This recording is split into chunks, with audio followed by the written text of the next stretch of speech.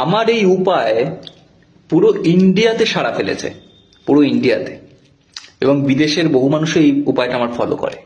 কি সে উপায়?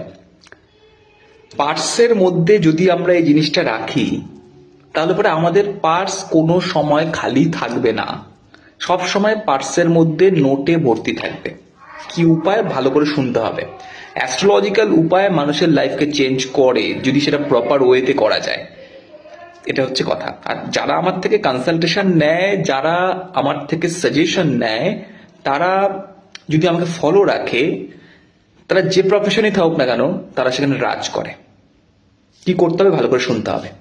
একটা ছোট্ট সাদা কাগজের মধ্যে 112211 এই নাম্বারটা নীল কালির পেন দিয়ে লিখে নিজের পার্সের মধ্যে রেখে দাও, এবং তার সাথে 5টা গোলমরিচ বা কালি মির্চ যাকে আমরা বলি, 5টা গোলমরিচ সেখানে রেখে দাও। তার সাথে তোমার পার্সে সবসময় নোটে ভর্তি থাকবে এবং তোমার অর্থের উপর কারোর নজরও পড়বে না।